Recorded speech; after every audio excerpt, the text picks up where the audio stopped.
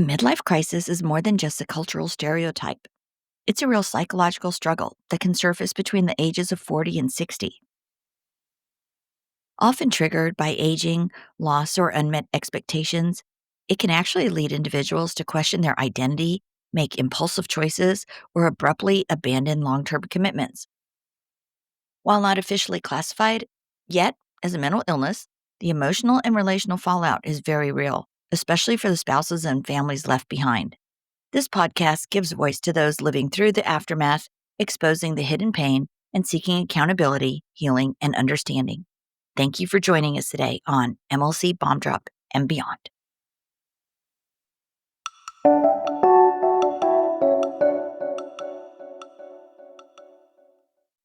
Hey, Bomb Squad, this is Trina. Thanks so much for joining me today. Today, we're going to speak with Dr. Lee Baucom. Dr. Lee is a thriveologist studying and teaching how to thrive in life.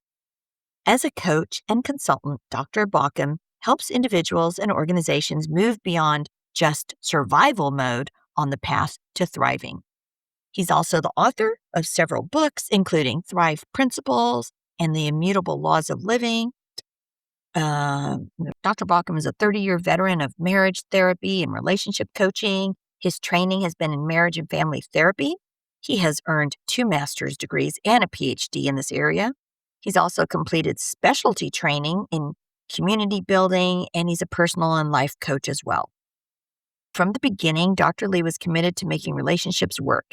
It is his contention that most relationships are salvageable and that many just take the easy way out, rather than finding a workable solution that preserves the relationship, leaving the relationship healthy and individuals happy. Dr. Lee is a notable figure in the field of relationship and marriage work, particularly known for his approach to helping couples facing serious marital challenges, including midlife crisis. His contributions are primarily focused on unconventional, solution-based methods for saving marriages, especially when one partner is resistant or not fully committed to the process. Some of his key ideas and contributions that you're going to hear about today is first off, Save the Marriage System, a comprehensive system designed for couples in crisis. This program focuses on helping couples repair their marriages by understanding the deeper emotional and psychological dynamics at play. And Dr. Lee emphasizes that one partner can begin the process of change and lead the marriage toward healing. And this is a key differentiation in his work.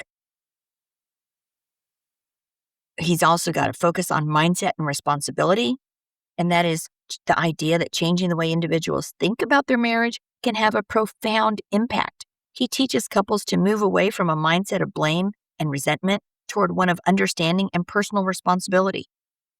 His approach often encourages couples to focus on what they can control, such as their own behavior, their attitudes, and emotional responses, rather than trying to change their partner.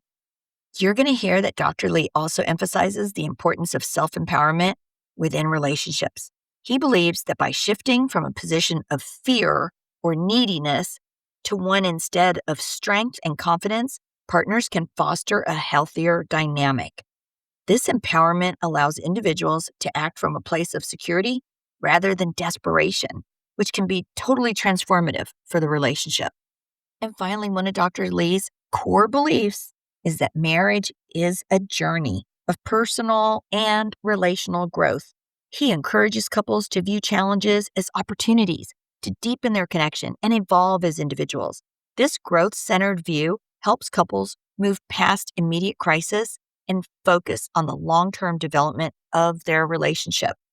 Dr. Lee also has an app out. You can access it via the website unpauseyourmarriage.com. Again, that's unpause, like UNPAUSE, unpause. So unpauseyourmarriage.com. He's also the author of several books that we're going to touch upon during our time today.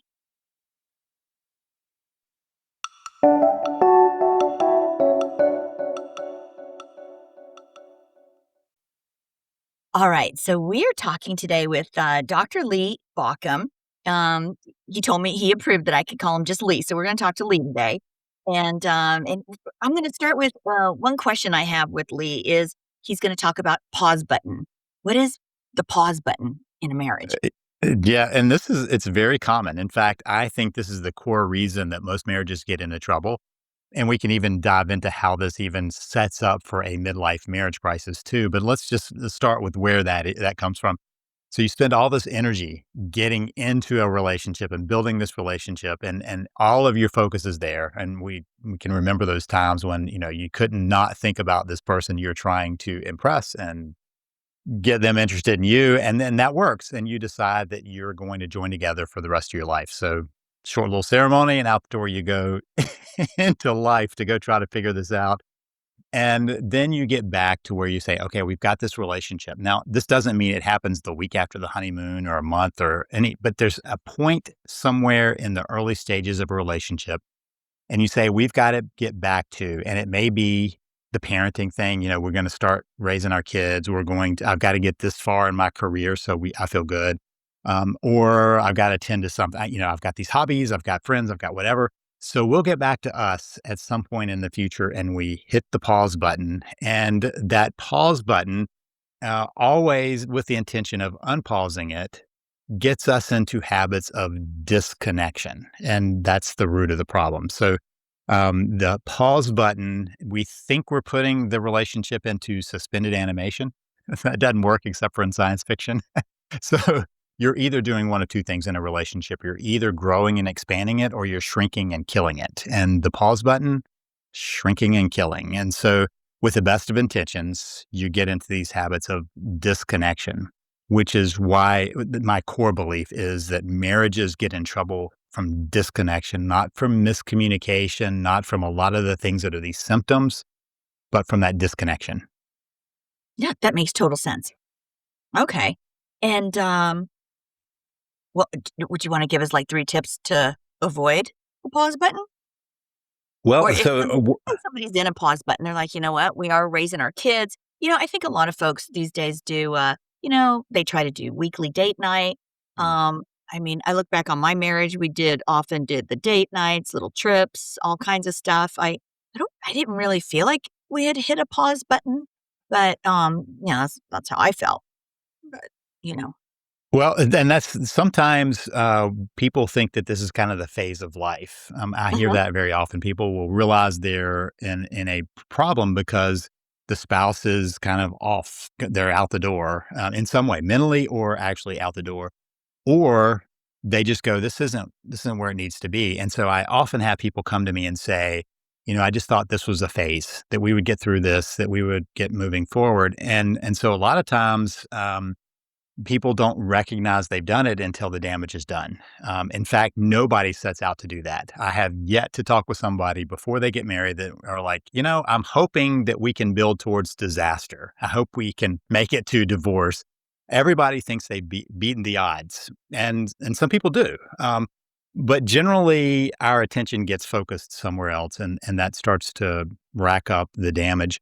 One of the things I often hear from people is that they're saying, we've got to do date night. We've got to do these romantic getaways. We've got to do these big things.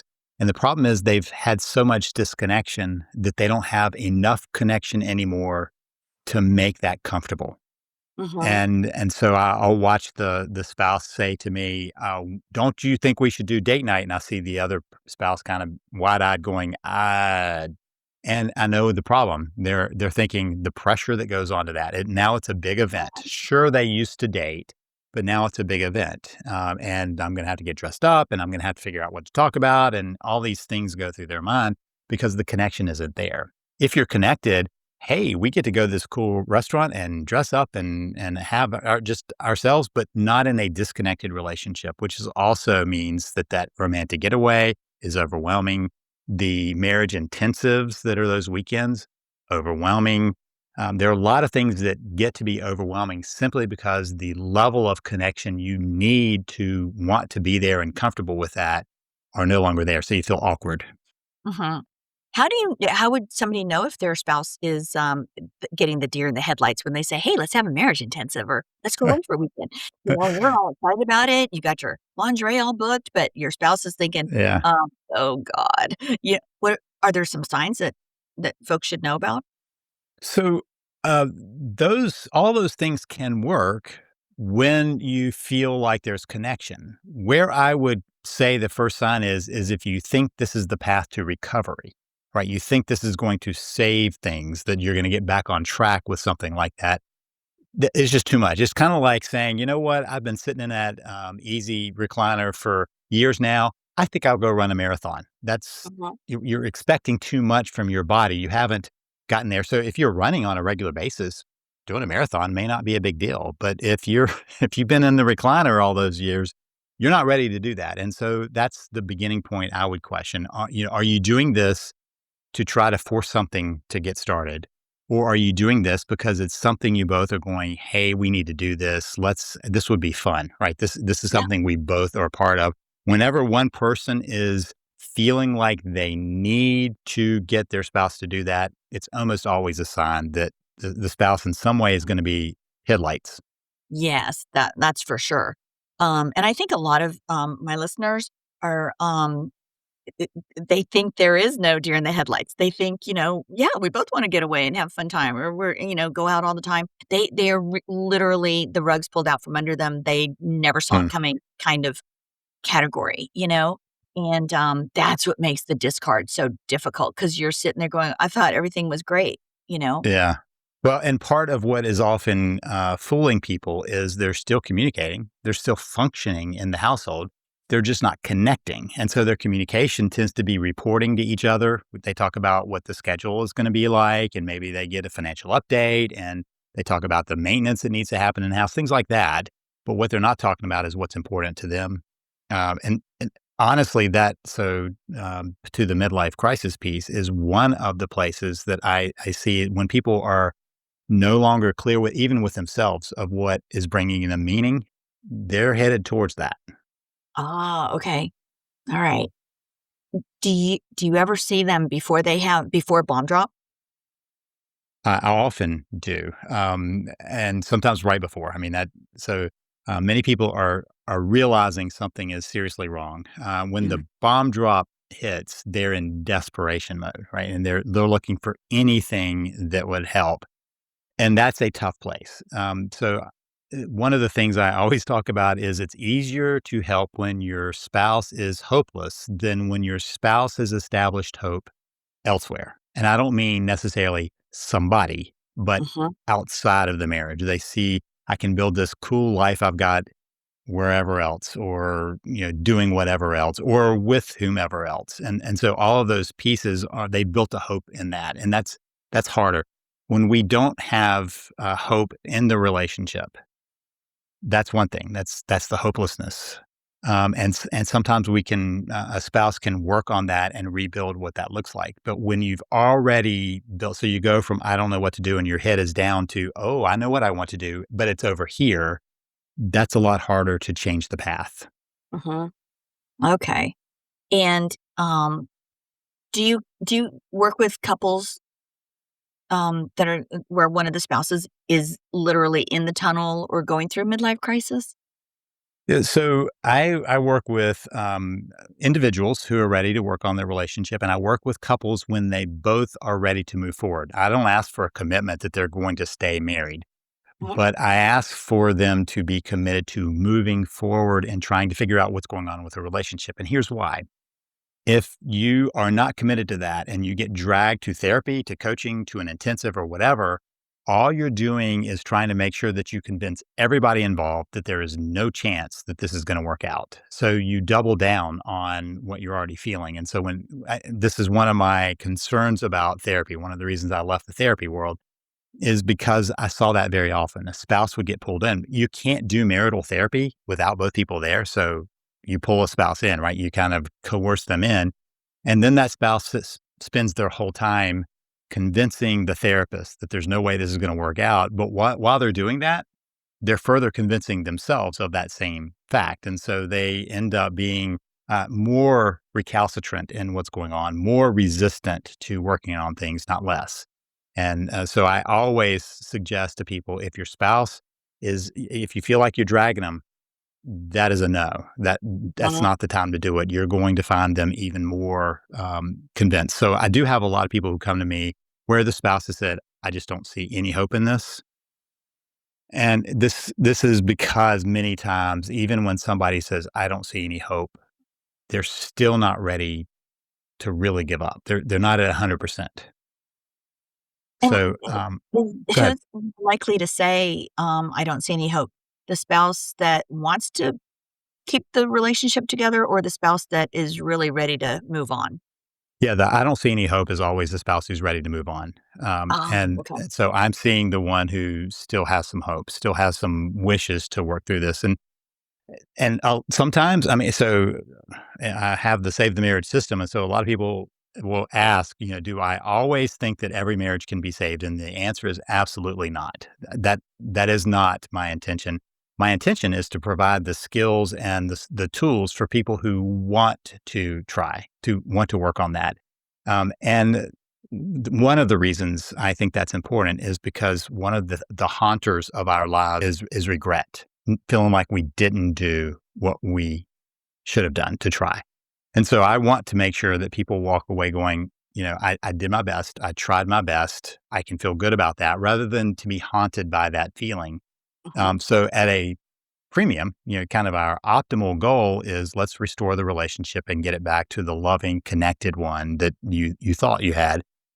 Minimal goal is to be able to look in the mirror and go, I did everything I could. And now it's time for me to heal from that, to move on from that. And I know you have several books out there on every stage of, like, to stay together, to not stay together, how to survive after you decide not to stay together, right? So I think that would be that book, and, I'll probably include a list of these later for our listeners because there are several. Um, okay, and let's see, we've got okay, the Save the Marriage, is that your, that's that's, like, one of your most popular programs, isn't it? Yeah, Save the Marriage has been that system it's transformed and changed over time, but the core of my approach has been there really since 1999. I mean, that's when I started writing about this and looking for how do couples survive, and then since then, it's been how what else do you need, and what are the other pieces, and so it's only grown since then. But that's a core program that's been used by people.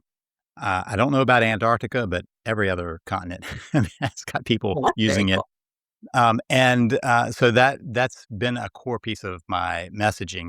One of the things that has happened more recently is people are like, I don't, it's not about saving my marriage. It's just that my marriage is flat. It's not doing well. And that's why I created the Unpause app, which is the kind of the newer piece of how can people unpause their relationship. They hit the pause button. It's lagging along. It's just kind of in trouble, chronically in pain. And the Unpause app is designed to help people get through that to a more loving relationship. So I've created the what happens if your marriage is crumbling to the what happens if it's just really hurting.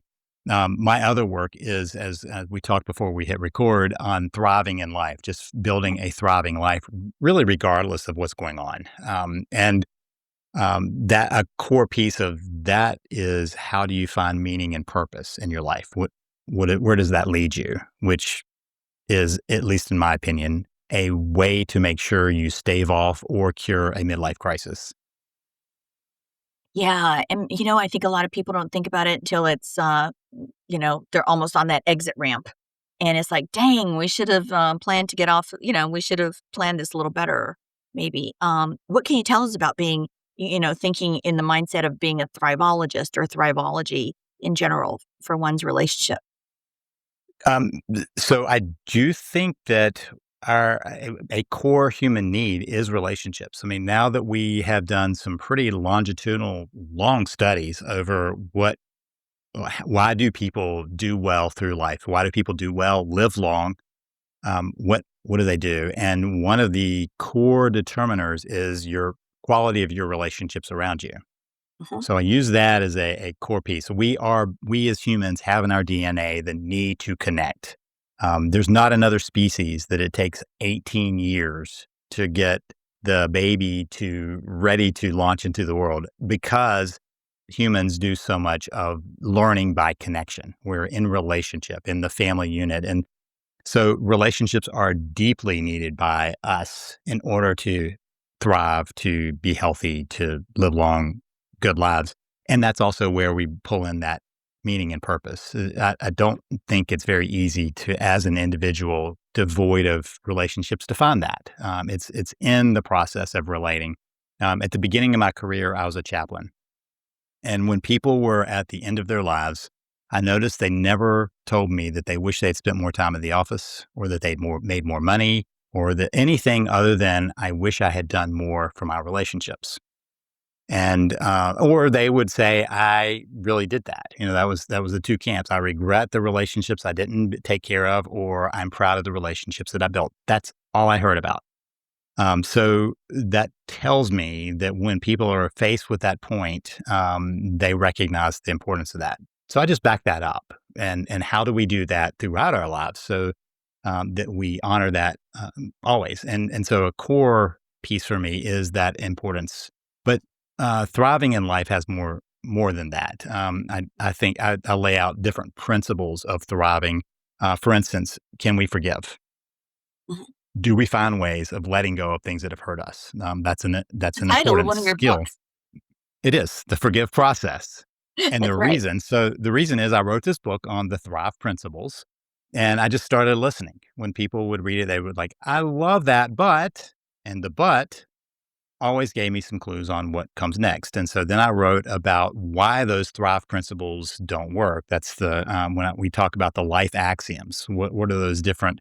The immutable laws of living are based on the fact that we violate axioms. For instance, if I want to go swimming in a river, it's going to be a lot easier for me to go swim with the current than against the current. I mean, that's an axiom, right? And we apply that in our own life and in different ways. That was because people were like, I don't know how to get this Thrive principle thing going. And one of the things they kept saying is, I don't know how to let go of these things, to forgive these things. So I wrote a book on the forgive process that is invitational. It's not very helpful when somebody says, you have to forgive that. It is very helpful to find ways to forgive and not be held by that. True in relationships and as true as individuals. When we carry that around, it just weights us down. So that book gives you a step by step process in order to find true forgiveness. And so that fits for relationships, but it also fits for our individual well being. Hmm. That sounds pretty good. Okay, one question. I want to go back to connections because Sure. avoidant, and like a lot of times in MLC, we discover that we're with somebody who is an avoidant personality, and they've been wearing a mask, and a lot of us feel like, oh, maybe you could sort of sense your intuition tells you that maybe you're not connecting fully, um, and it's true, you're not connecting fully. So that, and we realize the value of how important connection is, like genuine, real connection. But the avoidant personalities tend to be more surface connection, hmm and they're the ones that tend to more go into the, you know, crisis identity issue. Yeah. And so avoidant personality actions, the way people carry that out is for a reason. I mean, I don't know. I've had enough people come into my office who are exhibiting avoidant behavior to know that they don't want to do that. Mm, They just don't know what to do with it because they're afraid of something. And so part of what I recognize is that the fear is what drives those. When we are in fear, we um, do that anxious kind of attachment stuff. That's what drives that. And mm, that goes all the way back to the research on children and how they do their attachment styles with the mother, which is where the original research was. right. What we know is, though, that there are skills that people can learn on how to manage their fear, how to manage their anxiety. So they don't have to do that. The problem is you can't tell somebody not to do that. They have to decide they don't want to do that in order for them to move forward. But you can be invitational. So, one of the ways that a spouse of somebody who's avoidant can make sure that that stays in place is to try to chase them down rather than trying to invite them in. Chasing them down makes them feel more out of control and more fearful, and therefore you get more avoidance. So how would they invite them to be less avoidant? You're actually inviting them to be more connected. And how And okay. so let's kind of go with a few. We'll just kind of put a few things we've already talked about. So if somebody feels fearful of being vulnerable, which is the heart of what we're talking about, that's why people are avoidant. They don't want to be vulnerable because they have bad experiences with being vulnerable. So if we suddenly go, okay, so we need to go away and talk about ourselves, talk with each other. So that we're back to that date night, that weekend. That is overwhelming to somebody who's already not wanting to be vulnerable. If you add that into the fact that the relationship is disconnected, so I don't have the built in trust with this person, that feels even more scary. And so starting with small places where you can take in that where they are, that anxiety and let it be and still find a way of having some conversations with them.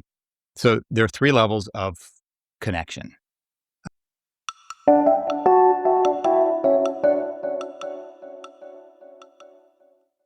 And so we can put these in to where that avoidance stuff comes in, but let's just name the three levels of physical, emotional, and spiritual. Physical connection is loving touch. So whenever I say this, somebody goes, "Oh, you mean sex?" And my response is, "No, but yes. I mean that is a form of that, but that's not the only one. That's just the one that people immediately go to." So is hand-holding and hugging and kissing and touching someone's back, and that is something we share with pretty much every warm-blooded creature. My dog likes to cuddle with me.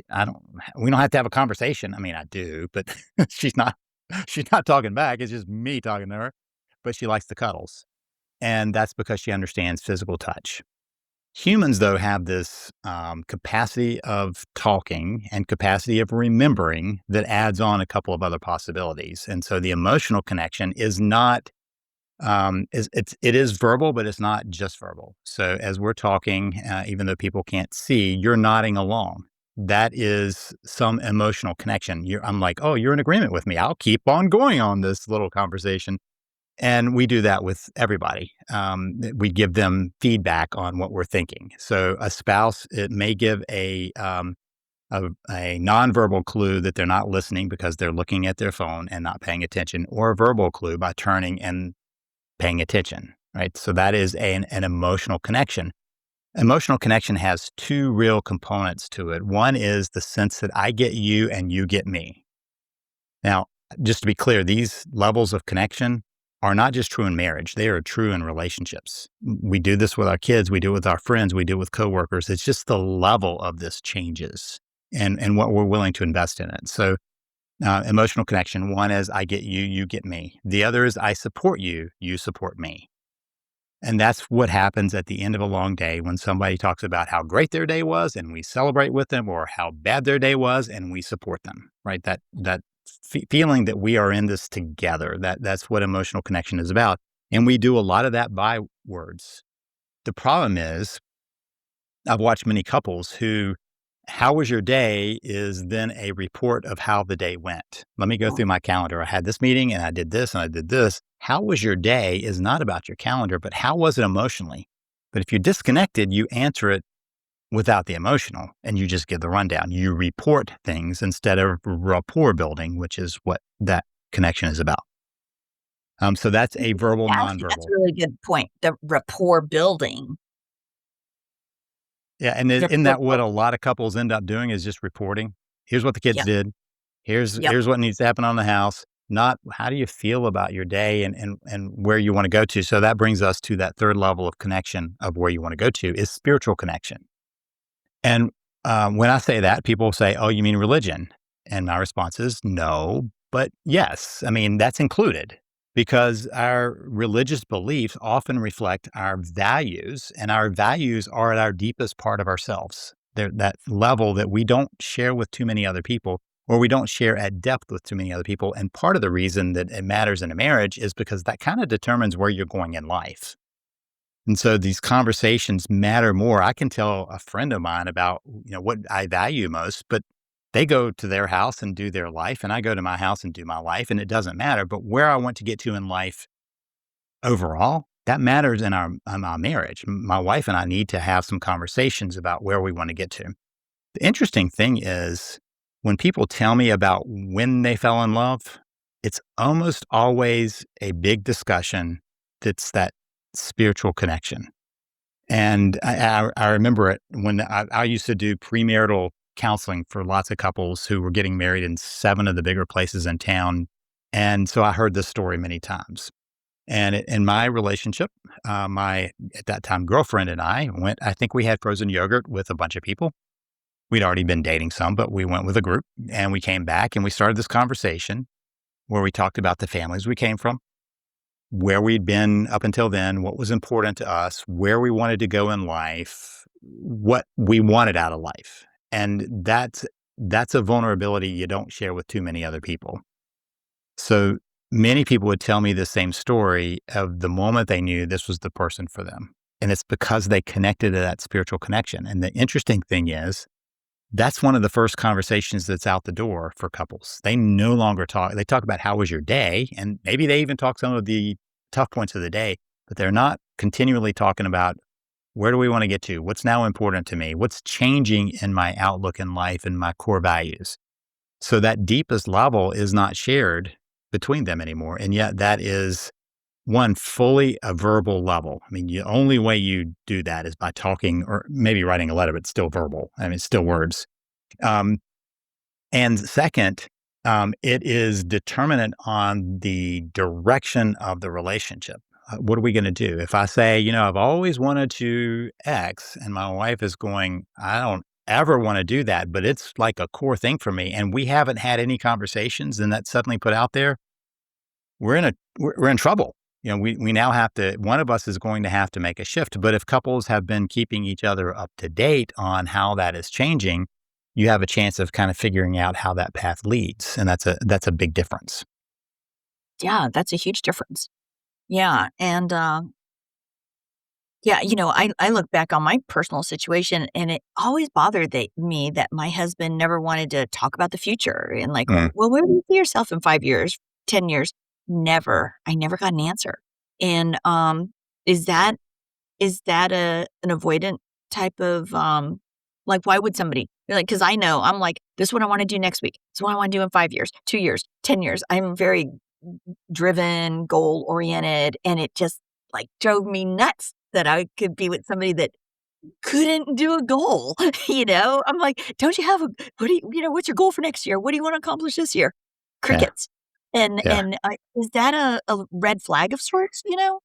Well, there are, let's put it as a definite possibility. This is a red flag, right? Yeah. It's definitely possible that that could tell you something. And so let's go into why. Some people just don't. They're so wrapped up into where things are right now. Like they're so overwhelmed now that they can't think through. If you're in a crisis mode, it's very hard to think about what would it look like past that. You're in survival mode. Now, that doesn't mean actual survival. It's the survival mode that you're locked into thinking that. So that is a possibility that somebody just can't get to that. And people can stay in a crisis mode way past when there's an actual crisis. So that's a possibility. Second possibility is that there's some confusion. Some people I've had this conversation, like, what do you want to do? And they'll go, I'm really into mindfulness. I just want to be present. And my response is, then let's be present as we're having this conversation about where you want to go. Because that's what mindfulness is about, to be truly engaged with what you're doing. Otherwise, it's a childish way of thinking about mindfulness, which is I'm going to do whatever I want right now. And that's never been the intention of mindfulness. So I'll say to people, and they'll say, so I don't want to plan for the future. And my response is, you mindfully plan for the future. That's not so. Sometimes it's the fact that they misunderstand what being in the moment and mindfulness is. A third possibility is they just are not willing to be vulnerable. They're not willing to share that because they don't know what you would do with it. They don't want to be laughed at. They don't think it's a good plan, but it's what they want to do. I mean, there are lots of possibilities in there, but we're back to that vulnerability. I'm not going to share. That is a red flag.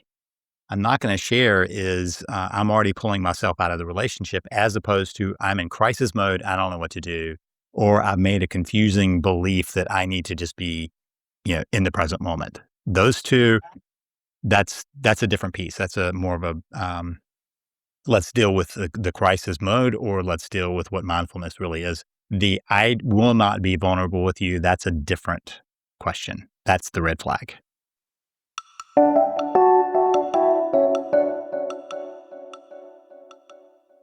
Mhm.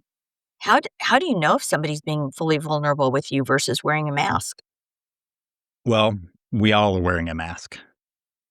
So the fact is that it's the level of masking that we do. There's always a part of us that we're keeping hidden. And let me just say, I believe that we need to. Our brain, our mind cooks up some thoughts that really don't need to see the light of day. And we even think through them. We'll have a thought and we'll go, I don't really go that. But that's what our brain does. It's just background noise. And so it's the level of vulnerability we're willing to do. I'll take it one step further. There are lots of things that I don't even recognize about myself, but you might see them, or my wife particularly might see them. I just don't see them. There's a hidden part even from myself. That's a mask, and so it's not so much whether there's a mask or not, but what that mask is doing. There are some people who are masking for advantage. Like they want to be able to call the shots, or they want to have power and control. So let's just go way back to the beginning of a relationship. Most of us are wanting to put on our best face at the beginning of a relationship. That's a mask. And so part of what we're doing as we get into a relationship is how much can I trust this person to be real, more and more real, but I'm never going to be fully real. And so that piece of masking is always going to be a piece of it. It's just how much.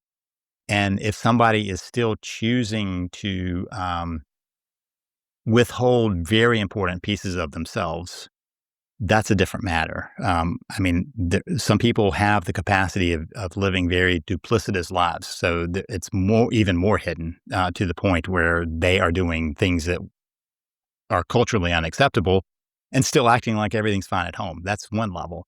But in between there and our normal common everyday, I just don't tell everybody everything in my head. And I don't even know everything that people see from me. There's that wide range of how vulnerable can I be and how revealing will I be with somebody who's important to me. Um, it when you were talking about that, I was thinking, I remember when I was dating, I would sometimes, wear, like, a maybe less flattering outfit, or, um, just behave a little differently at dinner just to see, if somebody really liked me through all that, or if they were quick to walk away, you know? Mhm. Uh, I don't know what that psychological says That's about me. testing. That's Oh, testing. so Right, why you're would I do testing to that? see, why do you love me? Why do you care for me? And is it real, right? Are you gonna stick through there? Yeah.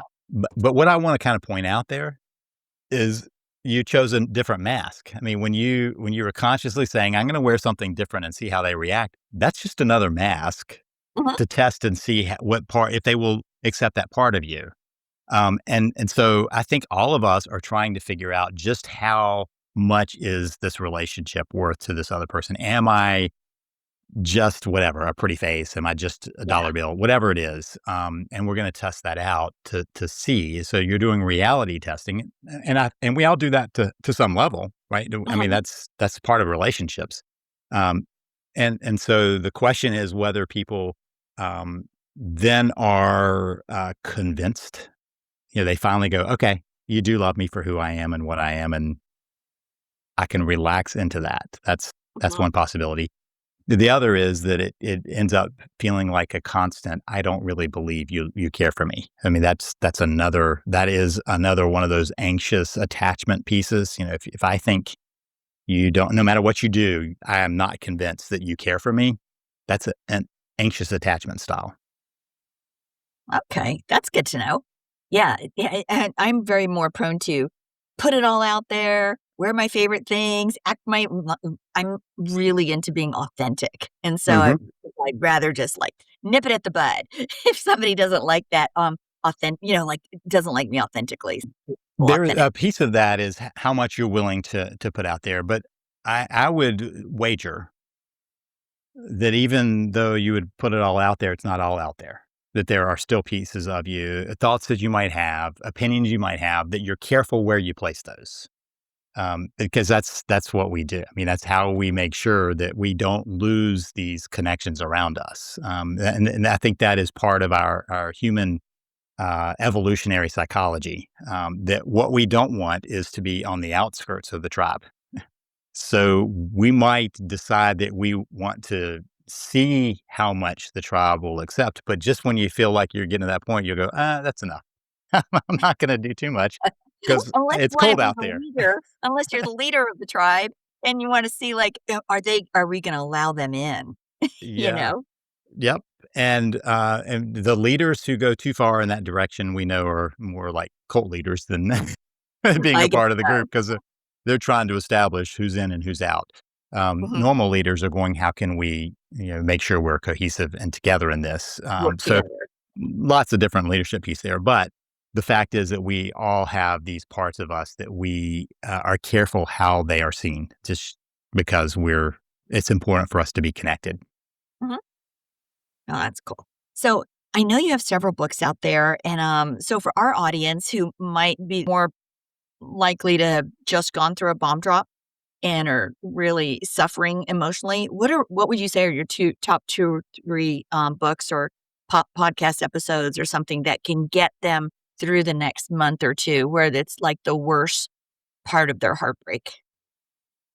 So let's divide that out. I mean, even people who have a bomb drop, some want to try to save their marriage. That is so that would Yeah. be like Oh, save absolutely. the marriage, right? Save the marriage. Yeah. I don't have it right We beside have me. a And so I have a book that is Beyond the Three Barriers. That's the barriers, meaning there are three barriers that are keeping a spouse from seeing a way forward, and they are hopeless, helpless, and hurting.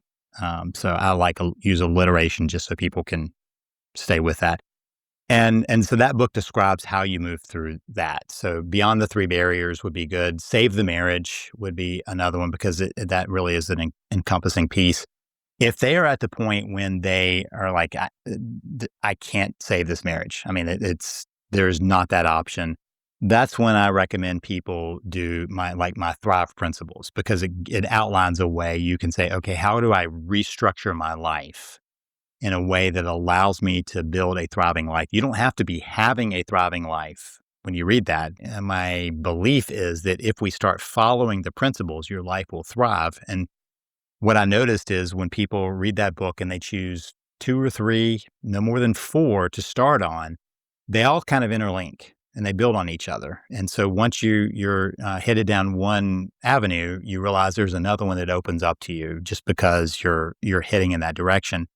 And that's the one where you say, you know what, I'm not going to be stuck in the pain of this. I'm going to move beyond it. There's more to me than this crisis. And that's one of probably the core beliefs that I carried with me after studying resilience is that it's not whether we have a crisis. That's being human. You're going to have a crisis. It's how we respond after that and what we take from that crisis. Do we learn from that? The old resilience studies were how do you get back to ground level? Something happens and knocks you down. How do you get back to ground level? My watching that was like, that's not enough because when you take on that crisis, it taught you something, right? If I want to grow bigger muscles, I lift heavy things. oh, that's Um, cool. yeah. So resilience research was always about how do you get back to ground level? Something happens to you, something bad knocks you down. And the resilience research was that some people get back to normal instead of being forever scarred by it or hurt by it, they get back to zero. My thing was, how do you go beyond that, right? There's some lessons to be learned from the challenge. And what we know is the human body is built for challenge. So how do you build beyond that? How do you get past something? Our bodies are designed to sometimes have food, sometimes not have food. And that we've fooled that, right? Most people can get around that. Our body's designed to have fluctuations in temperatures. We now keep it at a steady state no matter what. And so all of those actually fight against our body's natural need for those fluctuations, those challenges to us. And when a crisis comes, and I'm not saying the crisis is designed to strengthen you, but it is a place to say, what do I grow? How do I grow through this? Right. And so when there's a challenge, the thriving piece is not at zero. It's what did I learn from this and what do I become because of this? Carol Dweck talks about the growth mindset. And a growth mindset question is given this, given what's happened, given where I am, what is now possible? And there's always an answer to that. So that's the resilience piece that I think got too limited. So the thriving piece is how do we go above that? Mhm. I love that. I love that, growth mindset, like, what is now possible? And, I try to encourage our listeners that, maybe they're on a path that they didn't see, but it could really be full of new Mm. opportunities, you know? Um, and that's exactly the growth mindset, what is now possible. And it's interesting you said the human body is built for challenge. I never thought of that, you know? But even, emotionally and mentally, um, and yeah, so that's good. Okay. And, um, and that resilience, that's a real big thing. I think a lot of us don't realize how resilient we are until you're thrown into a situation, you know? In fact, I think some of the self messaging that people give themselves is, I can't deal with this. I'm overwhelmed with this. That's okay in the moment of the crisis. But to have a basic understanding that I have dealt with everything that has come my way so far, I'm 100% making it through everything that's come my way, and I'm going to do it with this too. I can find my resilience to work through this. That's that for a lot of people. That's a shift in messaging. They have to see that there is capacity of moving through something. Now, I mean, clearly there is an endpoint for all of us, so that is true, but in between here and there are going to be crises. And so that's another myth that I think is useful for people to give up that I shouldn't have a crisis. My life should be without crisis. That's not possible. It's never going to happen. We just deal with the crisis and move forward. Mhm. And that's a good point too about the ones, I do know a lot of folks that are, in that mindset of, "Oh my god, I'm so easily overwhelmed," or something like that, and that's like, "Oh my," gotta get yourself out of that. You can't stay in there. Yeah. So So a way that people can change that is to say, up until now, I haven't had the strategies to make it through that. And so I felt overwhelmed, which is different than being overwhelmed. I felt overwhelmed. Mhm. I just to draw attention to the fact when people say, I'm overwhelmed, I'm like, you're still going. You're actually not truly overwhelmed. It can feel that way, but I feel overwhelmed is very different. Now, what do I need to do to move through this? What do I need to do to take care of myself? What do I need to do to find the skills? That's a very different conversation, though, than I'm overwhelmed and I can't do anything.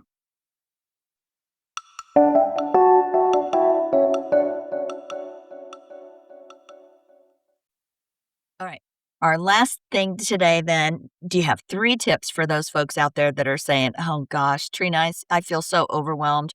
Okay, listeners, we're gonna move you forward, so you may feel overwhelmed, Hmm. but do you have some what 3 things can they do maybe to Yeah. get them So, to the next so level? f- first thing is to recognize the difference between reality and the feeling. That is, I'm always pushing people to say, I mean, I know you feel that way, but I want you to look to see that you're still getting up every day, you're still doing everything, and if you're not, that's basic first aid. Like I've got to do some self care, and not to feel bad about the feeling that you're feeling what you feel. That's I mean, it's a neutral thing to feel what you feel but then choosing your actions. And so the first one, the second piece of that is to ask the question, what do I have control of? And what I've noticed is people spend a lot of time trying to control the things they can't control and far less time trying to control the things they can control. And the things they can't control is what do they aspire to? Their aspirations, their attitude, their actions. What do they aspire to? What do they want to go towards? Having a goal is helpful for that. Having a place you want to get to your attitude, can I figure out how to get there? I have a choice of that. And there are times when it's worthwhile to say, I am no longer going to try to get to this place. I'm going to have to find a new aspiration to get to. I mean, sometimes it's time to wrap it up and move to something else. The last thing is your actions, what you do and say, what you don't do and say and don't say.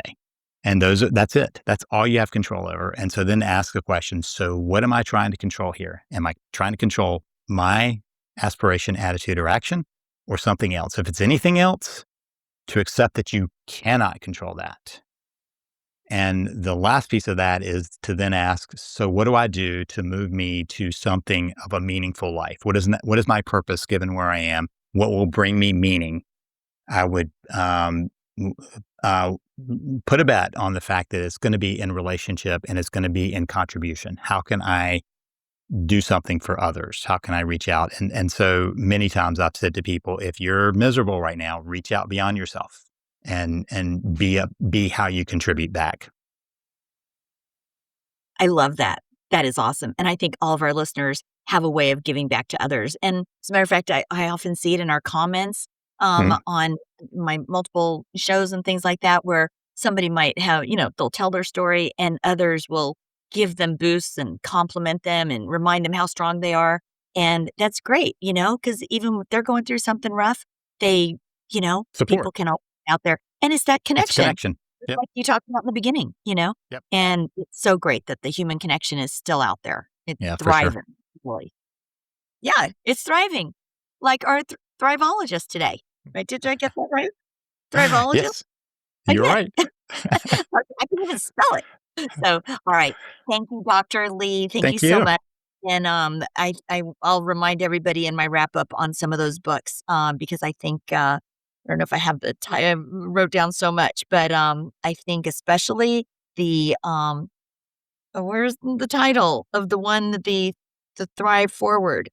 What's the name of that book? So, Thrive Principle, that's the one is on thriving. Thrive Principles, there's different strategies for having a thriving life. If people are And feeling lost with a spouse, that's beyond the three barriers or Save the Marriage system. So Save the Marriage podcast.com would get you to my podcast, but Save the Marriage .com will get you to the site. And then if you look on Amazon, you can find all of my books at savethemarriage.com/books. So that's a shortcut. awesome. Okay. Fantastic. All right. Well, thank you very much. We will both go back to our dogs. And so just so the audience knows what I'm talking about, I have a golden doodle and a golden retriever, and Dr. Lee has a golden doodle as well. At Yes. least, do you have one, two more? How many do you have? One. No, we have one. Oh, Yeah. We awesome. had two, but we lost one. So we're just Oh, down I'm to one. sorry. Thanks. Oh, they're great. All right. Thank you so much. Thank And you. all right.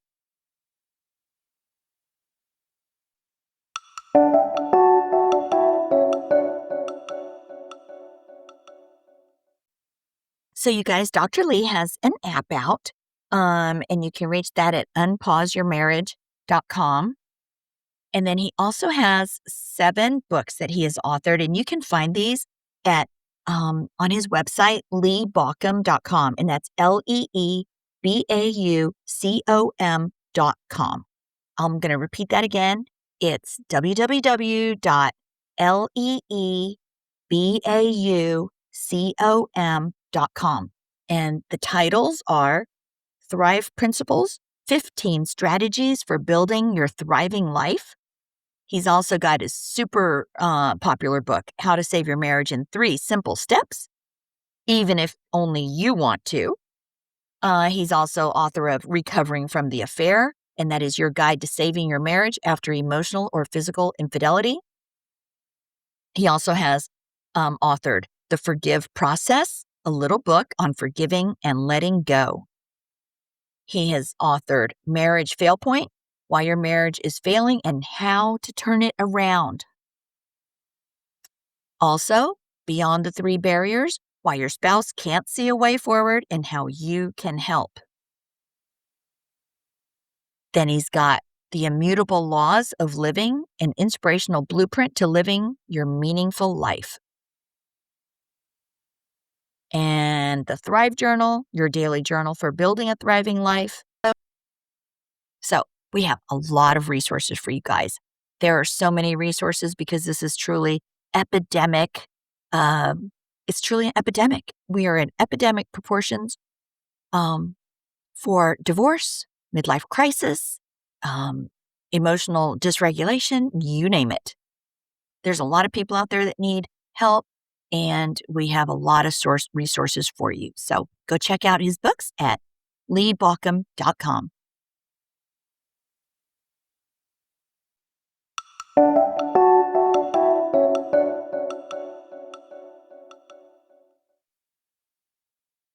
Hey, if you have a story you'd like to share with our listeners, or if you'd like to be a guest on the show, please email mlcbombdrop@gmail.com.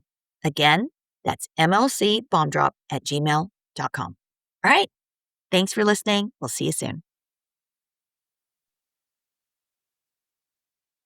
The stories and events discussed in this podcast are for informational and entertainment purposes only and should not be considered legal, medical, or professional advice.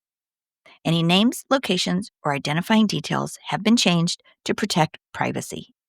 Any similarities to actual persons, living or dead, or real events are purely coincidental. The information presented on this podcast is for informational purposes only and should not be considered as professional advice. Always consult with a qualified expert regarding any decisions related to your specific situation. The views expressed by guests are their own and do not necessarily reflect the opinions of the host or the podcast creators.